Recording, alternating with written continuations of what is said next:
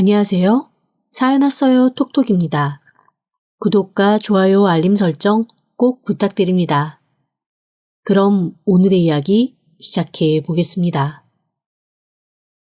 언젠가부터 제 지인들은 다음날 놀러 갈 일이 생기면 일기예보보다 저한테 먼저 날씨를 물어봅니다. 제 왼쪽 다리가 아주 기막힌 날씨 알림이거든요. 태어난 지 54년 되었는데 왼쪽 다리 하나 없이 산 지가 20년이니 이제 조만간 다리 없이 산 날이 다리가 다 있는 채로 살았던 날보다 길어지겠더라고요. 짓궂은 친구 중 하나는 저한테 이렇게 말하기도 합니다. 야, 너 여자는 만나냐? 20대 때부터 재봉틀만 그렇게 붙들고 앉아있더니 여석지 너 연애 한번 못 해봤지? 아니 시간이 이렇게 가는 걸 난들 어쩌냐. 유니콘이요 유니콘 아주. 54 모태솔로 남자는 이 세상 천지 너밖에 없을 거다 아마. 그 친구 말에 씁쓸하게 웃고 말았지만 사실 마음 한켠이 쓸쓸해지기는 하더라고요. 이게 참 그래도 20대 때는 일에 좀 몰두하다가 30 지나 연애 좀 하고 결혼할 수 있을 줄 알았습니다. 그런데 24세 다리 하나를 불의의 사고로 잃고 말았어요. 지금 생각해도 황당하고 어이없고 조금은 억울한 사건이었지만 여튼 그날 이후 제 삶은 완전히 다 바뀌고 말았습니다. 학창시절에 저는 다른 사람들이 모델 아니냐고 물어볼 정도로 패션에 관심이 많은 아이였어요. 몸도 마르고 얼굴도 작은 편인데다 옷을 좋아해서 이래저래 리폼도 많이 해서 입고 다녔거든요. 길거리에서 사진이 몇 번 찍혀 잡지에도 실린 적이 있을 만큼 나름 잘 나갔다면 잘 나갔죠. 남들이 다 수학 영어 공부할 때 저는 부모님 몰래 학원비를 다른 데에 쏟아부었습니다. 학교 끝나면 바로 의류 패턴 학원으로 가서 새벽까지 옷을 디자인하고 패턴을 떴어요. 그때 디자이너와 패턴사가 다르다는 것을 처음 알았고 저는 정교하고 예민하게 한 끗 다른 패턴을 뜨는 제 모습에 희열을 느끼곤 했습니다. 20살 때 제 꿈은 거대했습니다. 제가 상상으로 디자인해서 스케치한 옷을 직접 세밀하게 패턴으로 만들고 그 패턴을 전 세계 유명한 명품 브랜드들이 앞다투어 사가는 것이었죠. 그래서 대학도 과감하게 패션 디자인과를 갔습니다. 부모님이 당연히 기절초풍하게 놀라셨죠. 그냥 옷 특이하게 입는 아들이라고만 생각했는데 갑자기 패션 디자인과를 간다 하니 당황하셨는데 사실 부모님이 놀라실 일은 그 이후에 더 크게 벌어졌습니다. 24살, 겨울에서 봄으로 넘어가던 어느 날이었어요. 새벽에 원단 시장을 다녀오던 길 음주운전을 하는 차가 저를 덮쳤습니다. 제가 양손 가득 들고 있던 각종 원단들이 쿠션이 되어 저를 지켜줬으니 망정이지 안 그랬으면 다리 하나가 아니라 목숨을 잃을 뻔한 큰 사고였습니다. 1년을 꼬박 병원 안에 있으면서 저는 미친 사람처럼 디자인을 뽑았고 정신 나간 사람처럼 옷을 그려댔습니다. 그걸 보다 못한 어머니가 제가 그린 그 디자인을 지인에게 보여주셨고 운 좋게 그 지인분이 아는 패션 회사에 취직을 하게 되었죠. 거기서 패턴사의 삶이 시작되었습니다. 다행히 앉아서 컴퓨터로 하는 작업이고 가끔 원단으로 가봉할 때만 일어나니 다리 불편한 건 비 오는 날 외에는 크게 느끼지 못하겠더라고요. 아니, 매 순간 불편했지만 그걸 인식하는 순간 제 젊음이 너무 비참해질 것 같아서 애써 외면하고 더 열심히 일을 했습니다. 그 덕에 패턴사로는 꽤 이름을 날렸죠. 제 디자인, 제가 뜬 패턴으로 만든 고급 옷을 입고 다니는 사람들을 볼 때마다 마음 한켠이 아파온 건 이 일을 시작하고 10년이 훌쩍 넘었을 때의 일이었습니다. 제가 아무리 멋진 디자인을 해도 저는 그 옷들을 소화하기 어려웠고 제 손에서 태어난 그 옷들을 입는 사람들 눈에는 제가 그저 다리 하나를 가지고 애쓰며 사는 사람 그 이상도 이하도 아니었으니까요. 그때부터 방황이 시작되었고 꾹꾹 눌러 참았던 괜찮다 괜찮다 했던 그 마음이 무너지며 저는 다리를 잃었을 때도 하지 않았던 자학과 절망을 하기 시작했습니다. 똑같은 방황이더라도 20살 때의 방황은 수습할 기간이 있는 젊음의 치기일 수 있지만 40이 넘어서 오는 방황은 인생의 내리막길을 빠르게 열어주더라고요. 회사에서의 갈등도 늘어났고 실수로 인한 금전적 손해도 많이 발생했습니다.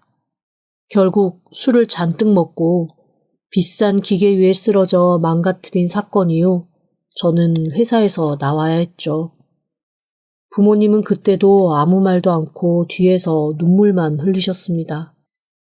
아무리 돈을 잘 벌고 성실하게 살아도 저는 부모님에게 다리 하나 없는 아픈 손가락 그 이상도 이하도 아니었거든요. 그리고 그렇게 저한테 티 안 내고 슬퍼하시는 두 분을 보며 저는 더 큰 좌절과 함께 오히려 많이 삐뚤어진 모습을 보이기 시작했습니다. 어리석었죠. 기댈 곳이 당신들밖에 없다는 어리광을 그딴 식으로 보여주는 것밖에 못하는 바보가 바로 저였습니다. 그렇게 혼자 만든 동굴 안에 깊이 들어가고 또 들어가다가 결국 저는 부모님과의 연락도 끊고 저만의 세계로 침잠하고 말았습니다. 몇 년만 하다가 속이 문드러져 돌아가신 두 분 임종도 못 지키고 장례식장에서 황망하게 인사드린 게 몇 년 전. 저는 두 분이 돌아가시면서 남겨주신 유산으로 작은 수선집을 차렸습니다. 정신을 제대로 차려 부모님이 남기신 것으로 제가 살아남는 모습을 똑바로 보여주지 않으면 하늘나라 가서도 부모님 앞에 제대로 설 수 없을 것만 같았거든요. 그날 이후 저는 손에서 떼지 않던 술을 끊고 계속 무언가를 만들었습니다. 간단한 원피스와 바지를 만들어 걸어두고 오지 않는 손님 때문에 연연치 않고 하다못해 에코백이라도 만들며 계속 무언가를 쉬지 않고 계속했어요. 그런데 참 이상하죠? 묵묵히 재봉을 받고 있던 어느 날 가게 문을 열고 2달 정도 되었나? 어떤 아주머니 한 분이 빼꼼 문을 열고 말을 거시더라고요. 저기, 여기가 뭐 하는데요? 아, 수선집입니다. 그러면 이 앞에 걸어둔 옷이랑 가방이 다 수선 제품이에요? 아니요. 그건 제가 만든 겁니다. 아이고, 어디서 이런 일을 하셨었나 봐. 내가 평생 내 체형에 맞는 옷 찾는 게 힘들어서 고생했는데 그러면 혹시 맞춤도 해요? 맞춤은 제가 해본 적이 없어서. 이 정도 솜씨면 맞춤 하실 수 있겠는데? 한번 시험 삼아 해본다 생각하고 나 정장 바지 하나만 만들어줘요. 감은 내가 끊어올게. 그렇게 제 첫 손님은 아이러니하게도 수선 손님이 아닌 맞춤 손님이었습니다. 확실히 체형이 일반적이지는 않으신 분이라 간만에 솜씨 발휘해서 패턴을 뜨고 옷을 지어드렸죠. 그때부터였습니다. 그분이 이 손님 저 손님 다 데리고 와서 자잘한 수선에서부터 큰 맞춤까지 정말 많은 길을 열어주셨어요. 게다가 제가 만든 가방이며 소품들을 싹 사입해서 딸이 운영하는 카페에서 팔아주시기까지 했습니다. 귀인이었죠. 어느새 저와 그분은 서로를 누나 동생으로 칭하는 친한 사이가 되었습니다.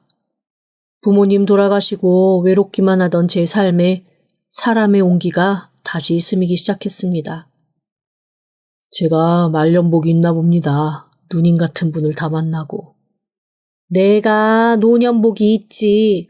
평생 허리는 24인데 엉덩이가 110이라 맞는 옷을 입고 살지를 못했는데 아우 덕이 아주 요즘은 오드리 헵번처럼 허리 딱 드러내고 다니잖아. 이 나이에 웬 호사야. 아이고, 누님이 그렇게 말씀해 주시니 제가 또 힘이 막 납니다. 그렇게 제 수선집은 어느새 그 누님과 친구분들이 장보고 오다가 들러 믹스커피 한 잔씩 마시고 반찬통 들고 모여 다 같이 점심 우르르 먹는 사랑방이 되었습니다. 외롭지 않아서 너무 좋더라고요. 다들 연세 있으신 분들이라 그런가 처음에는 제 다리가 어떻게 그렇게 된 건지 궁금해하기도 하고 걸러지지 않은 동정을 보내기도 했지만 일단 한번 소문이 쫙 나니 그 다음부터는 오히려 편했습니다. 알아서 배려해 주시고 오히려 아무렇지도 않게 대해주곤 하셨으니까요. 새로 소개해주는 손님들에게도 뭔가 알아서 얘기를 해주셨는지 처음 보는 분들도 놀라는 기색 없이 자연스레 대해주셔서 오히려 저는 일하기가 편해졌고요. 여전히 밤에는 환통에 시달리고 비 오기 전날에는 쑤시고 아파 신음을 할지언정 힘든 몸 이끌고 가게만 열면 오히려 아픔보다는 기쁨이 더 많은 나날이었습니다. 제가 만든 패턴으로 간단하게 봉제해서 파는 옷을 입고 행복해하는 분들을 보며 예전에 미처 느끼지 못했던 뿌듯함도 많이 느꼈고요. 그렇게 수선집을 한 지 5년 정도 되었을 때 일입니다. 제 수선집이 아주 낡고 오래된 상가 건물의 가장 안쪽에 있습니다. 진짜 아는 사람이 아니면 찾아오기가 어려울 정도로 구석에 처박혀 있어서 그 누님이 아니었으면 지금처럼 먹고 살 수도 없었을 겁니다. 그래서 신규 손님도 소개로 오시는 분이 대부분이고 지나가다가 오며 가며 오시는 분들은 진짜 별로 없거든요. 그래서인지 연령대도 다 비슷비슷하고요. 아마 그래서 그 여자가 유난히 기억에 남았는지도 모르겠습니다.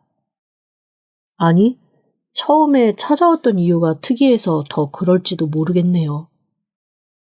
저기 여기 수선 맞죠? 네, 어떤 수선 때문에 그러시죠? 이거 단추 다는데 얼마예요? 네? 단추요? 마흔이 좀 넘어 보인 그녀가 내민 건 낡은 와이셔츠였습니다. 와이셔츠 단추 하나가 떨어졌다고 그걸 가지고 와서 달아달라 하더라고요. 속으로 좀 의아하긴 했습니다. 바느질을 아예 못할 수는 있죠. 그런데 바늘에 실을 꿰면 단추 정도는 달 수 있지 않을까 했거든요. 게다가 바로 버려도 이상하지 않을 만큼 너무 많이 낡은 와이셔츠여서 이거는 단추를 달다가 오히려 옷감이 사가 떨어지지 않을까 걱정이 될 정도였습니다. 저기, 이게 단추를 달아드릴 수는 있는데 옷감이 너무 오래되어서 단추를 달면 옷이 찢어질 수도 있거든요. 아, 그러면 그냥 본드로 붙여주시면 안 돼요? 네? 옷을 본드로요? 안 되는 건가요? 아끼는 옷인가 보네요. 그러면 안쪽에 심지 작업을 좀 하고 보강해서 달아드리죠. 아예 전체를 다 뜯어서 심지 붙이고 모든 단추를 다 바꿔 달아드릴까요? 아니요. 그거 하나만요. 예, 알겠습니다. 그러면 이건 그냥 해드릴게요. 돈 받기도 좀 애매해서. 감사합니다. 그렇게 저는 후딱 단추 하나를 달아주고 그냥 그 여자를 돌려보냈습니다. 그걸로 끝일 줄 알았죠. 하지만 그게 시작이었습니다. 그녀는 2, 3일에 한 번씩 저를 찾아왔습니다. 그것도 와이셔츠 단추를 달아달라고 말이죠. 아예 한 번에 다 달았으면 굳이 오지 않아도 될 일을 꼭 하나씩 떨어졌다며 가져오는데 처음에는 이상했고 그 다음에는 좀 무서웠습니다. 저기 혹시 이렇게 하나씩 떨어진 단추를 가지고 오시는 이유가 있으신가요? 매번 나오기 귀찮으실 텐데 제가 아예 하나씩. 아니에요. 진짜 한 번에 하나면 돼요. 저기 그리고 돈 받으세요. 500원, 1000원이라도 받으셔야 제가 계속 오죠. 참. 제가 단추 가지고 한번 얘기를 하고 난 후 그녀는 한동안 오지 않다가 다시 수선할 물건들을 가지고 오기 시작했습니다. 지퍼알이 빠졌으니 끼워달라고 오기도 했고 바짓단이 서너 땀 뜯어졌으니 그거 박아달라고 가지고 오는 적도 있었습니다. 수선이 돈 받기가 애매한 것들이라 저는 돈을 받지 않고 계속 그녀의 수선을 도와줬습니다. 자꾸만 그녀가 왔다 갔다 제 가게에 발길을 하니 오히려 슬금슬금 눈치를 보며 가게에 발길을 끊는 건 그 누님과 친구들이었죠. 그러던 어느 날 누님이 저한테 와서 조심스럽게 이런 말씀을 하시더라고요. 맨날 와가지고 옷수선 해달라고 하는 여자 있잖아. 아, 네. 거참. 안 그래도 너무 곤란해요. 아니 딱히 돈을 내가 바라는 건 아닌데 돈 받기가 너무 애매한 것들만 갖고 오니까 계속 돈 안 받고 해주게 되고 그래서 그런 것만 갖고 오나 싶기도 하고 저도 좀 곤란합니다. 그것도 그렇고 그 여자랑 조금 거리를 둬. 에? 왜요? 그 여자 소문이 좀 이상해. 이 동네에 이사 온 지 한 반년 정도 된 모양인데 그동안 한 번도 집 밖을 안 나오다가 요즘에 수선집 간다고 한두 번씩 집 밖을 나오나 봐. 그런데 그 이웃들이 그 집에 약간 분위기가 이상하다고 쑥덕거리더라고. 남자가 한 3명 정도 그 집에 들락날락 하는데 한 사람은 남편이고 나머지들은 시동생인가 싶기도 하고 좀 험악한 사람도 왔다 갔다 하고 하여간 좀 미스테리해. 그렇게 뒤끝이 애매한 사람이랑 인연 오래 가져봐야 좋을 거 없잖아. 그러니까 거리를 좀 둬. 굳이 친하게 지낼 필요도 없지 않겠어? 그래요? 나도 그런 건 또 전혀 몰랐네. 굳이 궁금해하지도 말고. 내가 살아보니까 이 세상에는 굳이 궁금해하지 않아도 될 일들이 참 많더라. 궁금해했다가 괜히 된통 덤태기 쓰는 일들만 많아서 나는 이제 요즘에는 눈 닫고 귀 닫고 살아. 그게 내 인생 모토가 됐어. 누님, 저도 그래요. 그런데 오는 손님 제가 막을 순 없는 노릇이고 하여간 충고는 잘 알아들었습니다. 너무 걱정하지 마세요. 그래, 내가 걱정을 하겠어. 그냥 그렇다고 하는 거지. 그리고 그제야 그녀가 옷을 가지고 올 때마다 밖에서 어슬렁거리고 있던 남자들이 떠올랐습니다. 혼자 오는 것도 아니고 늘 남자랑 같이 오는데 그나마도 밖에서 어슬렁거려서 신경이 몇 번 쓰인 적이 있거든요. 5분이면 되는 수선도 꼭 맡겼다가 다음에 와서 찾아가는 것도 이상하고 수선이랄 것도 없는 걸 수선이랍시고 와서 하는 것도 이상하고 생각해보니 이상한 것 투성이더라고요. 하지만 언제 오는지도 모르고 전화번호도 모르는 상태여서 제가 궁금한 것을 묻고 싶으면 오기를 마냥 기다리는 것밖에는 답이 없었습니다. 수선 다 되면 연락 준다고 전화번호를 물어본 적이 있지만 안 가르쳐 주더라고요. 결국 궁금한 거는 물어보지도 못하고 시간만 가던 어느 날 슈퍼에서 먹을 것을 사갖고 슬렁슬렁 걸어오는데 한쪽에서 시끄러운 소리가 들리더라고요. 그곳에 그 여자가 있었습니다.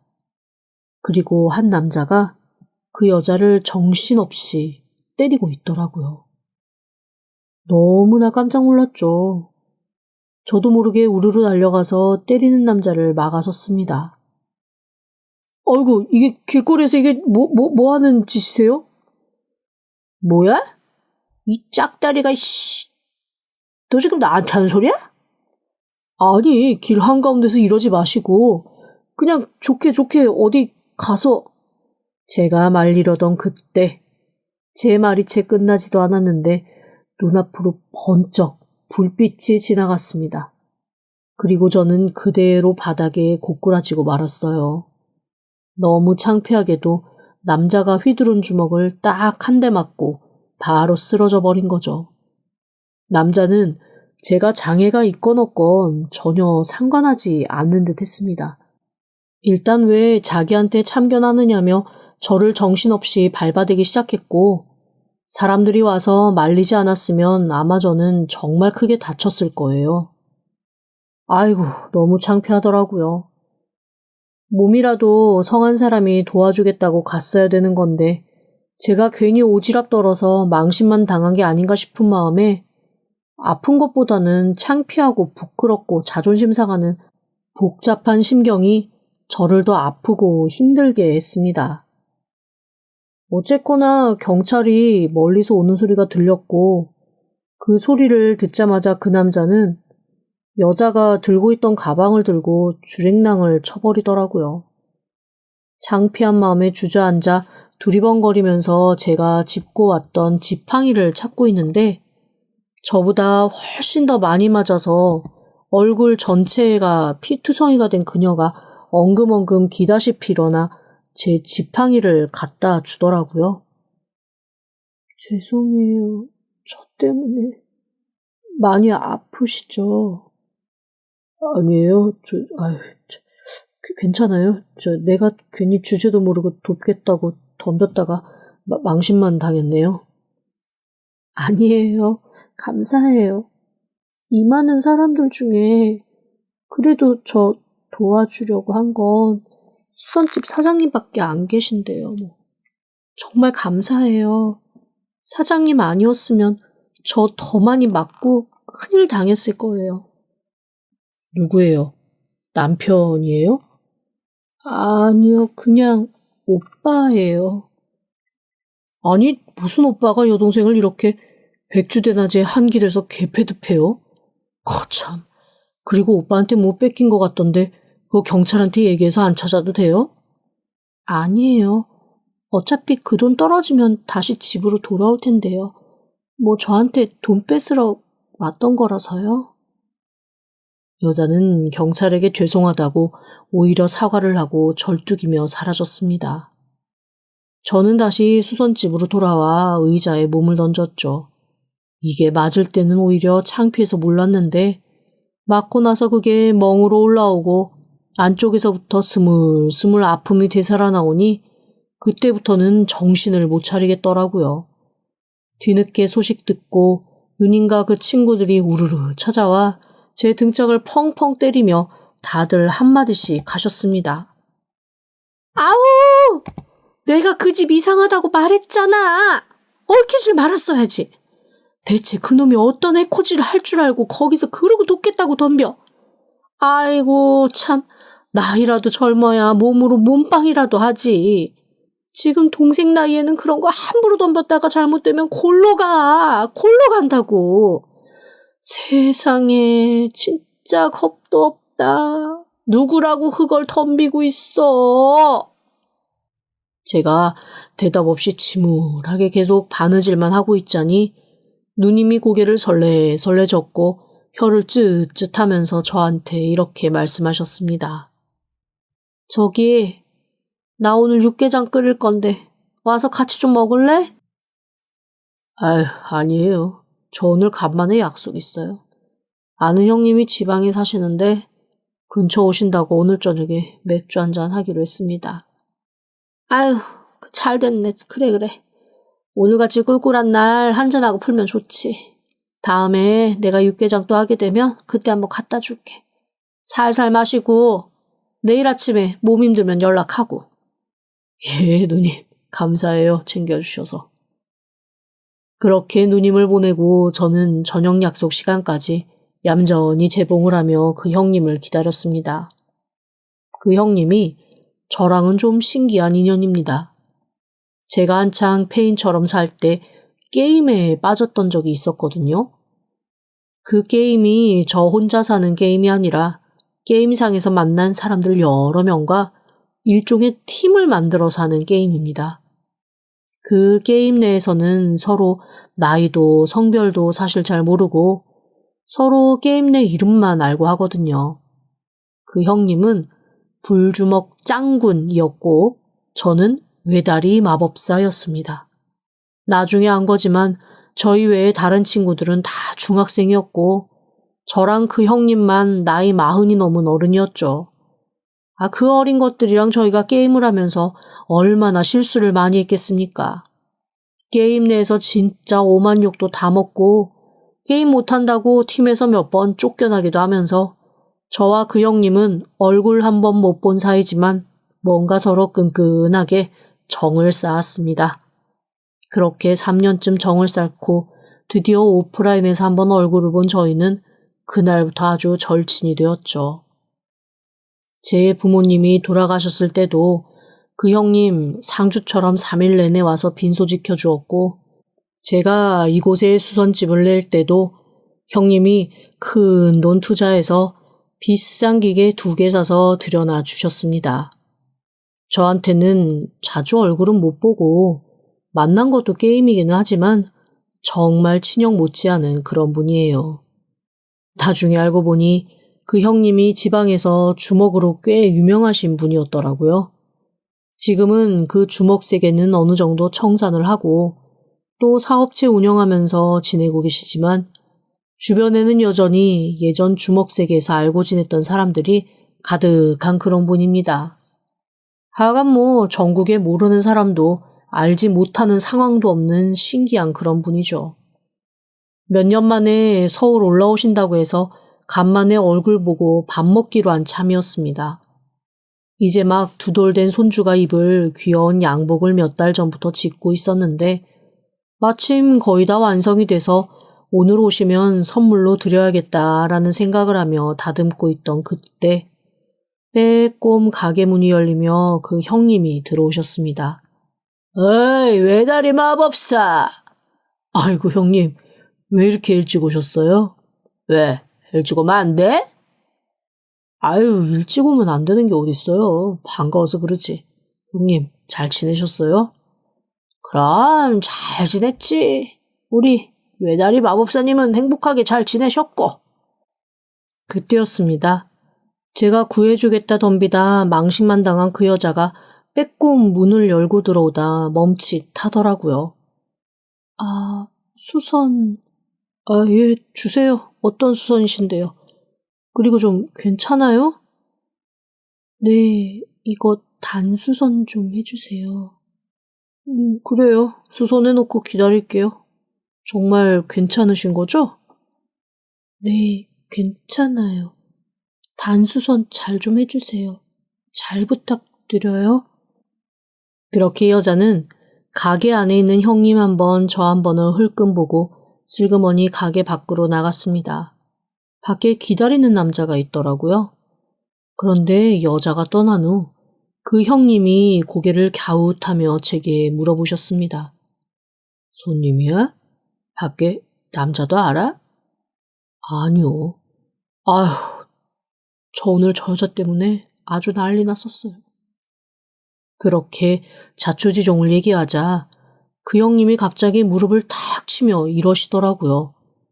그래, 내가 저놈 저거 어디서 봤나 했더니 에이, 저 자식 아직도 이런 짓 하고 사네. 네? 그게 무슨... 저 여자랑 같이 온 저 남자 어렸을 때부터 아주 못된 짓만 골라 사던 놈이야. 저 여자도 그냥 데리고 있는 것 같지는 않은데. 그래요? 뭐 이상한 건 없고? 이상한 건 크게 없어요. 전화번호 안 가르쳐주고 진짜 어이없게 간단한 수선만 가져오는 거, 그거 외에는. 그 수선해달라는 그 옷 좀 줘봐. 형님은 제게 바지를 건네받고 뭔가 주무르며 한참을 고개를 갸웃하시더라고요. 그러더니 갑자기 눈을 반짝하시며 가위를 가지고 멀쩡한 바짓단을 뜯기 시작했습니다. 그 여자가 꼬매달라고 한 쪽보다 훨씬 안쪽 단이었어요. 놀랍게도 그 안에는 뭔가가 들어있었습니다.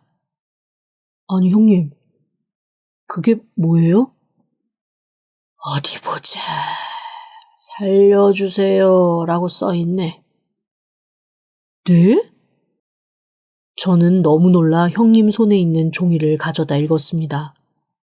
햄버거를 쌌던 종이에 그을린 재 같은 것으로 쓴 살려주세요 한 줄이 적혀 있더라고요.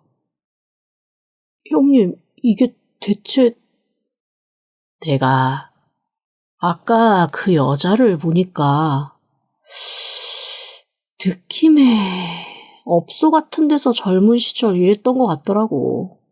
남자 만나고 뭐 그런 쪽은 아닌 것 같고 얼굴이 그냥 관리나 운영 뭐 이런 쪽인데 저런 애들이 돈 때문에 그놈들한테 목줄 잡히면 전화기도 뺏기고 그냥 갇혀 살거든. 뭐 도박장 한밭집 밥도 하고 뭐 심부름도 하고 대신 감시가 어마어마해. 전화는커녕 혼자 집 밖에도 못 나가고 늘 누가 따라붙고 그러니까. 걔네들이 잘 쓰던 방법이야. 배달 용기 안에 쪽지 넣거나 누가 찾아낼 수 있는 곳에 쪽지 넣거나 하는 거. 나도 뭐 반신반의하면서 본 거지. 저는 그 쪽지를 보며 깜짝 놀랐습니다. 그러니까 그 여자는 유일하게 감시자와 벽이라도 하나 두고 떨어질 수 있는 곳인 수선집으로 와서 쓸데없는 수선들을 맡기며 도와달라는 말을 하고 있었던 겁니다. 저는 바로 경찰에 신고를 했습니다. 안 그래도 몇 번 소음으로 신고가 들어갔던 터이고 폭력 현장에 출동한 적도 있어서였는지 대응이 빠르더라고요. 가는 날이 장날이라고 한창 도박판이 벌어진 상황이라 아주 대차게 잡혀 들어갔다 하더라고요.